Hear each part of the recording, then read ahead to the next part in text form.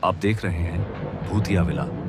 दोस्तों, अगर आप चैनल पर नए हैं तो चैनल को सब्सक्राइब जरूर कर लें और साथ ही वीडियो को लाइक करके नीचे कमेंट बॉक्स में अपनी राय जरूर दें ताकि हम आपके लिए ऐसी ही भूतिया घटना और ला सके। तो चलिए बढ़ते हैं आज की कहानी की ओर। दोस्तों, ये बात है आज से 4 वर्ष पहले की, जब एक रात में और मेरा साथी आकाश नेशनल हाईवे से बुरहानपुर जा रहे थे। वैसे तो हम दोनों सुबह ही बुरहानपुर के लिए अपनी बाइक से रवाना हो गए थे, एक अटके हुए केस की तहकीकात करने के लिए।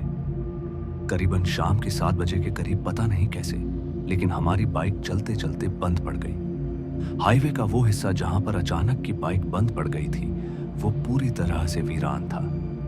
हाईवे के दोनों तरफ काफी घने और बड़े पेड़ थे। ऊपर से सूरज भी पूरी तरह से अंधकार फैलाने में था। हमारी बहुत देर की मेहनत के बाद भी बाइक स्टार्ट होने का नाम ही नहीं ले रही थी, तो हमने भी उस सुनसान जगह पर ज्यादा देरी ना करके बाइक को धक्का लगाते हुए आगे की तरफ बढ़ाने लगे। और फिर कुछ देर बाद जब सूर्यास्त हो गया, तो सूर्यास्त होते ही हम दोनों को थोड़ी बेचैनी होने लगी। दरअसल जब अंधेरे और खामोशी ने हाईवे को अपने आगोश में ले लिया, तो अचानक ही हमारे जहन में अजीब डर भरने लगा। मगर हम दोनों एक दूसरे को यह जाहिर नहीं होने दे रहे थे कि हम दोनों अंदर से कितने भयभीत और डरे हुए हैं। पर हम दोनों का जोर से बातें करना और तेजी से निकलने की कोशिश करना हम दोनों के डर को साफ दर्शा रहा था। खैर, किसी तरह हम दोनों बाइक को धक्का मारते हुए एक बस्ती तक पहुंचे, जहां हाईवे के थोड़ी ही दूरी पर गैराज था। तभी हम दोनों ने तुरंत अपनी बाइक को गैरेज वाले के हवाले किया और पेट पूजा करने के लिए बगल के ढाबे पर जाकर बैठ गए। भर पेट खाना खाने के बाद जब हमारी नजर घड़ी पर गई, तो हमने पाया कि रात के 9 बजने वाले हैं और अभी भी हमें 100 किलोमीटर का सफर और तय करना था। खाना खाने के बाद जब हम गैराज वाले के पास पहुंचे, तो तब तक हमारी बाइक भी तैयार हो चुकी थी। इसके बाद हम फौरन वहां से निकले और जब हमारी बाइक वापस हाईवे पर पहुंची, जहां से उस गैराज की दूरी काफी हो चुकी थी, तो हमारी बाइक ने एक बार फिर धोखा दे दिया। पिछली बार की तरह फिर से बाइक बंद पड़ गई थी और बाइक के फिर से बंद पड़ जाने के चलते हम दोनों फिर से सुनसान हाईवे के बीचों बीच फंस गए। आसपास जब नजर घुमाई, तो वहां से कुछ दूर एक बड़ा सा मकान दिखा। हमने फिर से बाइक को धकेलना शुरू किया और बाइक को धकेलते हुए उस मकान तक पहुंचे। जब हम दोनों उस मकान के पास पहुंचे, तो हमारी नजर मकान के गेट पर लगे बोर्ड पर गई, जिस पर कुछ लिखा हुआ था। पर मैं सिर्फ स्कूल शब्द ही ठीक से पढ़ पाया, क्योंकि बाकी के लिखे हुए शब्द लगभग मिट चुके थे।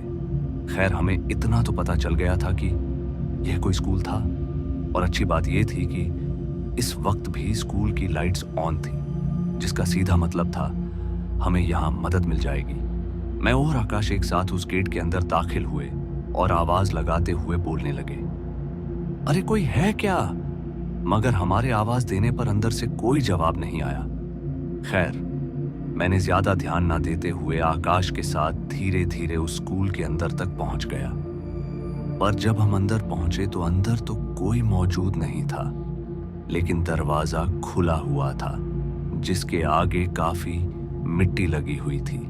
मगर उसके बाद मैंने उन चीजों के ऊपर ज्यादा ध्यान देना ठीक नहीं समझा और उस दरवाजे को एक झटका देते हुए एकदम से अंदर आ गए। और जैसे ही हम अंदर आए, तो मैंने देखा कि मुझे सामने की तरफ एक बड़ी सी टेबल दिखाई दे रही थी और उस टेबल के ऊपर मुझे कुछ गिनी चुनी फाइलें नजर आ रही थी। सच में मैं और आकाश इस चीज को देखकर बहुत ही ज्यादा हैरान थे कि इस स्कूल में कोई आता भी है या नहीं। खैर, अभी हम दोनों इधर उधर ताका झांकी कर ही रहे थे कि तभी हमें किसी के हंसने की आवाज आई और उस आवाज को सुनकर हम थोड़ा सा पीछे की तरफ पलटे, तो हमें वहां पर कोई भी नहीं दिखा। वहां सिर्फ खामोशी पसरी हुई थी।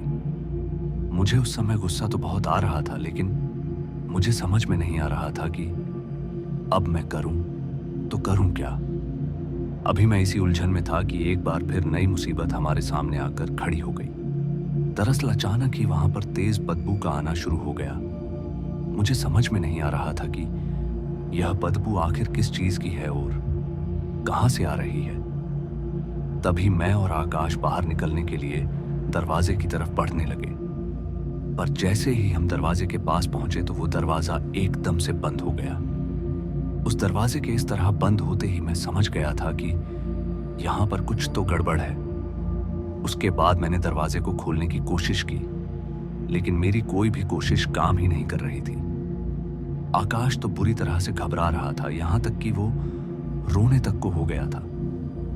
पर मैंने किसी तरह उसे शांत किया। पर मेरे ये समझ में नहीं आ रहा था कि यहां पर ये इस तरह की अजीब घटनाएं हो क्यों रही हैं। और हमारे लगातार कोशिश करने के बावजूद भी उस दरवाजे को खोल पाने में हम सक्षम नहीं हुए, जिसके चलते मैंने जोर से आवाजें लगाना शुरू कर दिया। लेकिन तभी मेरे पीछे से एक आवाज आई, पर वो आवाज मेरे समझ से बाहर थी, क्योंकि वो अजीब सी भाषा में थी। पर वह जो कोई भी था, उसकी आवाज बड़ी ही भयानक और डरावनी थी, जिस वजह से आकाश अब पूरी तरह से कांप रहा था। बस मैं ही था जो किसी तरह से अपने आप को संभाले हुए था और हिम्मत बनाए रखा था। अब मैं समझ गया था कि हम यहां पर बुरी तरह से फंस गए हैं। पर उस आवाज को सुनते ही जैसे मैं पीछे की तरफ मुड़ा तो मैंने देखा कि एक 6 फुट की हाइट वाला एक आदमी, जो दिखने में काफी भारी भरकम दिख रहा था, उस आदमी को देखते ही हम दोनों के पसीने छूट गए, क्योंकि मैंने और आकाश ने जिंदगी में पहली बार इतना भयानक और बड़ा आदमी अपने आंखों से देखा था। वो आदमी बड़े ही गुस्से में हम दोनों को घूर रहा था। ऐसा लग रहा था कि कुछ ही देर में वो हम दोनों को खत्म कर देगा। तभी मैंने डरते हुए लड़खड़ाती जुबान में कहा, वो क्या है भाई साहब, हमारी बाइक खराब हो गई है, हमें लगा कि यहां कोई होगा तो कुछ मदद मिल जाएगी। अभी मैंने इतना कहा ही था कि पता नहीं क्यों उसने मुझे घूरते हुए मेरा गला पकड़ लिया और जोर से दीवार में दे मारा। और मेरे दीवार में लगते ही मेरे सर में जोर की चोट आ गई। इससे पहले वो मुझे फिर से कुछ करता कि मैं बेहोश होने का नाटक करने लगा। तभी मुझे एहसास हुआ कि आकाश को भी बुरी तरह से दीवार में दे मारा, क्योंकि जैसा उसने मेरे साथ किया था ठीक वैसा ही उसके साथ हुआ। अब मुझे एक अजीब सी घबराहट होने लगी थी। मैं समझ गया था कि ये कोई पिशाच है, क्योंकि इस वक्त मेरी नजर उसके पैरों की तरफ चली गई थी। दरअसल मैंने धीरे से आंख खोलकर देखा तो उसके पैर पीछे की तरफ मुड़े हुए थे, जो देखने में काफी ज्यादा डरावने लग रहे थे। इस चीज को देखते ही मैं इतनी बुरी तरह से डर गया था कि मैं अपने शब्दों में बयां नहीं कर सकता, और डर के मारे में तुरंत ही उठा और अपने पैरों के बलबूते वहां से तेजी से भागने की कोशिश की। लेकिन इससे पहले कि मैं दरवाजे तक पहुंच पाता कि अचानक उसने मुझे एकदम से पीछे से पकड़ लिया और फिर से पीछे की तरफ खींचकर मुझे जमीन में दे मारा, जिस वजह से मेरा सर जमीन से टकरा गया और मेरे सर में फिर से एक अच्छी खासी चोट आ गई, जिस वजह से मैं अपने सर को फिर से सहलाने लगा। फिर कुछ देर तक तो मैं अपने आजू बाजू में देखता रहा, लेकिन डर के मारे मेरी हिम्मत नहीं हो रही थी कि मैं अपनी आवाज भी बाहर निकाल सकूं। तभी मैंने एक नजर आकाश पर मारी तो वो बेहोश पड़ा था। अब मेरे ये समझ में नहीं आ रहा था कि मैं अपनी जान बचाऊं या फिर आकाश को। अभी मैं इसी उलझन में था कि तभी वह शैतान मेरी तरफ बढ़ा।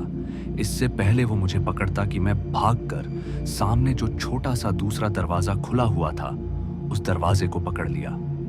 और जैसे ही मैंने दरवाजे को पकड़ा कि तभी मेरी नजर दरवाजे पर बंधे हुए लाल धागों पर पड़ी, जो शायद किसी ने तंत्र मंत्र करके दरवाजे पर बांधे थे।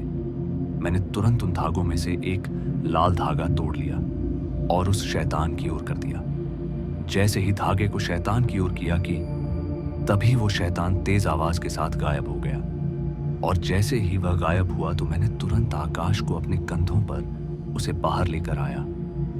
अब मेरे समझ में नहीं आ रहा था कि मैं इतनी रात में आकाश को लेकर कहाँ जाऊं, क्योंकि वो बेहोश था तो मुझे थोड़ी घबराहट हो रही थी कि कहीं आकाश को कुछ हो ना जाए। और आसपास हॉस्पिटल तो क्या कोई दूर दूर तक घर भी नहीं है। मगर तभी मैं वहीं सामने एक पेड़ के नीचे बैठ गया। फिर बैग से पानी की बोतल निकालकर आकाश के चेहरे पर डाला तो आकाश ने हल्की हल्की आंखें खोलना शुरू की, पर वो अभी भी काफी ज्यादा घबराया हुआ था। तो मैंने उसे किसी तरह शांत किया और फिर जब सुबह हुई तो हम वहां से गुजर रहे लोगों से मदद लेकर अपने घर वापस पहुंच गए। पर जब मैंने उस स्कूल के बारे में तहकीकात की तो मुझे कुछ खास जानकारी तो हासिल नहीं हुई, पर हाँ, इतना जरूर पता चला कि वह स्कूल हॉन्टेड है।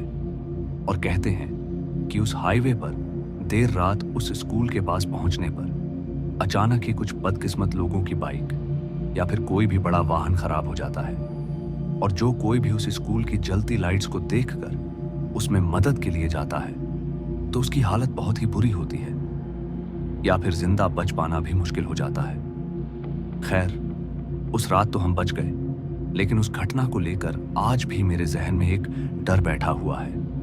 और इस घटना के बाद तो मैंने रात के समय अनजान रास्तों से गुजरना भी बंद कर दिया।